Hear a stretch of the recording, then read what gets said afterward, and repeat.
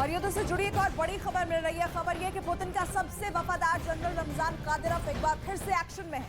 खूंखार चेचन्य कमांडर अब की बार मजहबी चोला ओढ़कर सामने आया है। कादिरोव ने मुसलमानों से ज़ेलेंस्की के खिलाफ पुतिन का साथ देने की अपील की है। कादिरोव एक नए गोलीकांड की साजिश कर रहा है। ये वही कादिरोव है जिसने पुतिन को परमाणु बम गिराने की सलाह दी थी।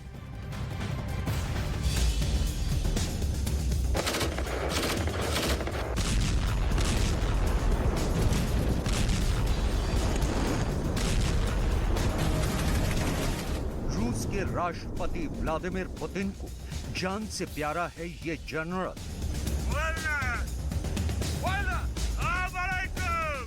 पुतिन के वफादारों के लिस्ट में पहला नंबर इसका ही है।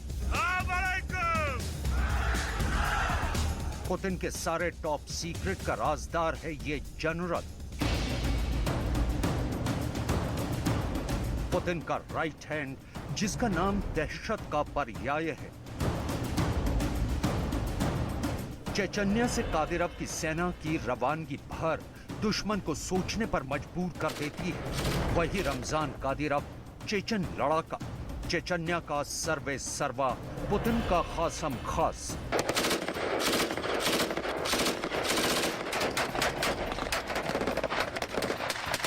दुनिया भर में जनरल कादिरोव की सेना खौफ का दूसरा नाम है।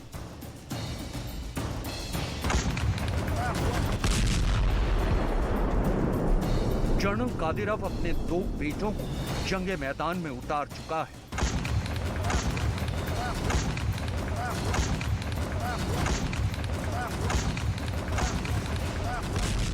अब खुद ताल ठोककर फिल्मी अंदाज में वीडियो शूट करवाकर प्रचारित कर रहा है। प्रचार युद्ध में धर्म के नाम पर उन्माद भरने का। प्रचार युद्ध को मजहबी चश्मे से देखने का। जनरल कादिरोव युद्ध पर धर्म का मुलम्मा चढ़ाना चाहता है। वो चाहता है कि पुतिन के लिए खास संप्रदाय के लोग उसे सपोर्ट करें। कादिरोव को आज भी बहुत ध्यान से आपको समझना होगा, क्योंकि कादिरोव जो भी बोलता है, कादिरोव की जुबान से जो भी बात निकलती है, वो पुतिन के ऑर्डर का एक हिस्सा होती है। रमजान कादिरोव के खूंखार होने की अंतहीन कहानियां हैं।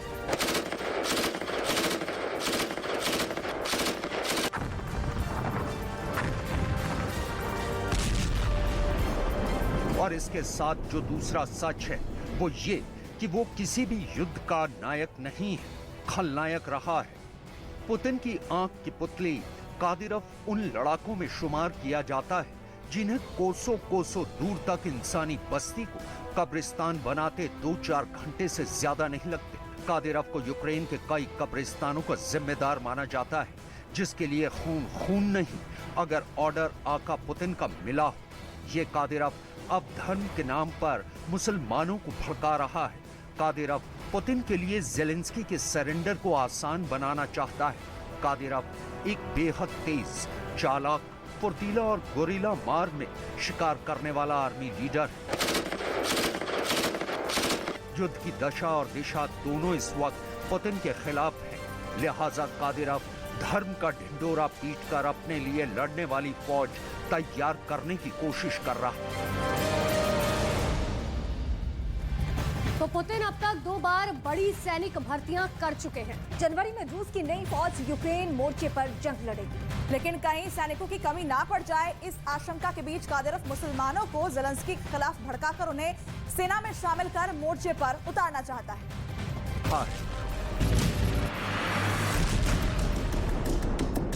कादिरोव को पता है कि इस वक्त यूक्रेन फ्रंट पर एक्चुअल हालात क्या हैं। पुतिन की सेना एक इलाके पर कब्जा करती है, तब तक कोई दूसरा इलाका ज़ेलेंस्की की सेना दोबारा जीत लेती है।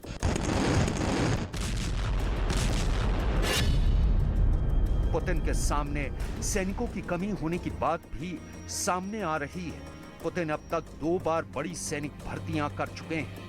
जनवरी में रूस की नई फौज यूक्रेन के मोर्चे पर जंग लड़ेगी, लेकिन क्या इतने सैनिक भी जंग में काफी होंगे या कम पड़ेंगे? जनरल कादिरोव का मानना है कि रूस की सेना कम पड़ेगी। और तब सैनिक कहां से लाएंगे? लिहाजा कादिरोव जिहाद जैसे शब्दों का भी इस्तेमाल कर रहा है। मुसलमानों को ज़ेलेंस्की के खिलाफ भड़काकर कादिरोव उन्हें सेना में शामिल कर यूक्रेन मोर्चे पर उतारना चाहता है। कादिरोव बदनाम लड़ाका है, लेकिन पुतिन की ओर से फ्रंट लाइन पर लड़ने वाला एक योद्धा है। प्रोपेगेंडा के तहत यह वीडियो शूट भले हुआ हो, लेकिन कादिरोव की ताकत दुनिया देख चुकी है। उसकी चेचन सेना, जिसका कादिरोव सुप्रीम कमांडर है, वो तादाद में बहुत बड़ी नहीं है, लेकिन उसके लड़ाई का तरीका बहुत घातक, क्रूर और खौफ वाला है।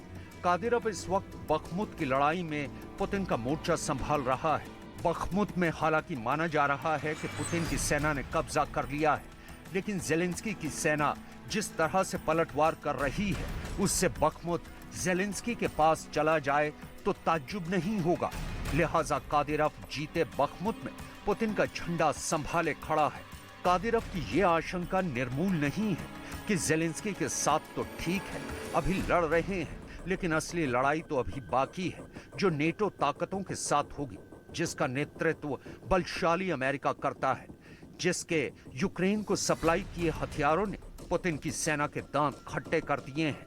असल में रूस यूक्रेन युद्ध सिर्फ यूक्रेन के खिलाफ रूस की जंग कभी थी ही नहीं, ना अब सिर्फ यूक्रेन के खिलाफ जंग है।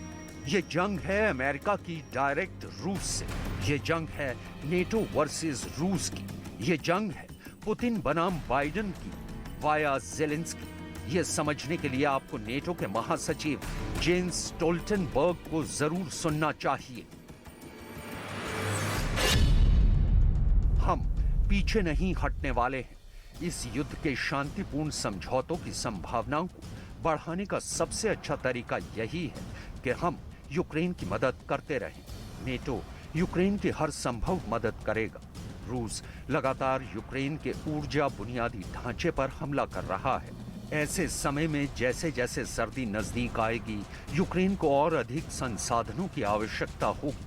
नेटो यूक्रेन के साथ तब तक खड़ा रहेगा जब तक उसे मदद की जरूरत होगी।